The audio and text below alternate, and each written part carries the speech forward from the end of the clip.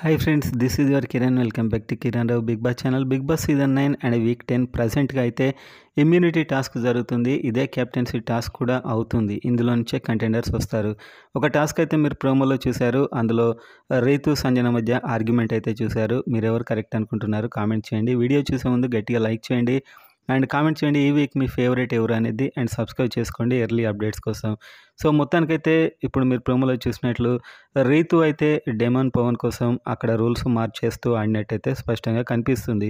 So Sanjana జెన్యున్గా ఆడుతుంది. ఏ task అయినా కూడా ఒక దొంగతనాలు అంటే జస్ట్ ఎంటర్టైన్మెంట్ కోసం తను చేసింది, అది నిజంగా కావాలని కాదు. సో ఓవరాల్గా చూస్తే రీతు తాను తప్పున కూడా తను వాదించడం, తను గట్టిగా అరవడం ఇవైతే మనం చూస్తున్నాం రెగ్యులర్గా. అండ్ ఇప్పుడు ఓటింగ్లో కూడా చాలా బిగ్ చేంజెస్ అయితే వచ్చాయి. ఎవరైనా కూడా తనుజ కాస్త దగ్గర ఉన్నారంటే కళ్యాణ్ ప్రజెంట్గా. ఎందుకంటే ఇమాన్యుయల్ ఎప్పుడూ నామినేషన్లోకి రావట్లేదు. కళ్యాణ్ ఓటింగ్ బాగానే ఉంది, కానీ కళ్యాణ్ ఆమె వెంటే ఉంటాడు. ఇది ఒకటి అతనికి మైనస్. సో ఈ తనుజ ఫ్యాన్కి బెస్ట్ అనిపించవచ్చు, కానీ మిగతా వారికి ఇది డెఫినెట్గా టైటిల్ తీసుకోవాలంటే ఇబ్బంది అవుతుంది. కానీ ఓటింగ్ మాత్రం తనుజ రేంజ్లో అయితే కళ్యాణ్కి ఉంది ప్రజెంట్గా నామినేషన్ ఉన్న వాళ్ళలో. సో ఎప్పుడు తనుజ టాప్ వచ్చే ఓటింగ్ పోల్ రిపోర్ట్లో కూడా చాలా బిగ్ చేంజెస్ అయితే ఉన్నాయి. అవేంటో ఇప్పుడు మనం చూద్దాం. సో మనం రెగ్యులర్గా చూసే ఓటింగ్ పోల్స్లో అయితే కళ్యాణ్ 27కి వెళ్ళిపోయాడు అండ్ తనుజ 25కి వచ్చింది.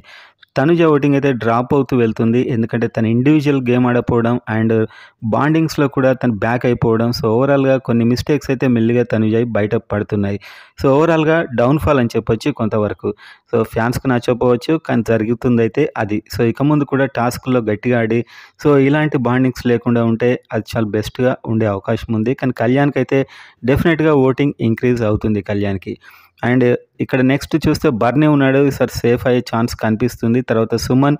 సో సుమన్ కూడా టాస్క్లో వీకే ఉంటాడు, కాకపోతే తనకి మంచి అప్రిషియేషన్ వల్ల పాజిటివ్ వైబ్స్ అయితే క్రియేట్ అయిపోయి ఓటింగ్ అయితే వస్తుంది. ఆ తర్వాత సంజన. సో మెల్లగా సంజన కూడా మళ్ళీ కంబ్యాక్ ఇస్తుందేమో అనిపిస్తుంది తన ఆర్గ్యుమెంట్స్తోని. నాకు తెలిసి టాప్ 5లో ఫస్ట్ సీజన్ని ఒక 2-3 వీక్స్ బతికించింది సంజననే. సో తను టాప్ 5లో ఉంటే చాలా బెస్ట్ అని నా ఉద్దేశం. Top 5 or top 6. So Sanjana కోటింగ్ అయితే మళ్ళీ కవర్ అయ్యే అవకాశాలు కూడా కనిపిస్తున్నాయి. అండ్ నెక్స్ట్ చూస్తే దివ్య ఉంది. దివ్య కూడా చాలా వరకు అయితే మంచి ఓటింగ్ అయితే వస్తుంది. మంచి అంటే చాలా పెద్ద ఓటింగ్ కాదు, కానీ తను సేవ్ అయ్యేంత వరకు వస్తుంది. ఎందుకంటే తను ఒక బర్నీ బాండింగ్లు తప్ప ఎక్కడైనా ఇండివిజువల్గా ఉంటుంది. సో ఫియర్లెస్గా ఉంటుంది. సో ఇలాంటి వాళ్ళు షోకి చాలా అవసరం. ఎందుకంటే అందరు వెళ్ళిపోయి మిగతా వాళ్ళు భజన చేసుకుంటే కూర్చుంటే మనకు కూడా చూడబుద్ధి కాదు. తర్వాత రీతు చౌదరి ఉంది. తర్వాత డిమాండ్ పవన్. సో ఇక్కడ కూడా వీళ్ళు ఒకరి వెంట ఒకరు మాత్రం ఫ్లై అవుతూ ఉన్నారు.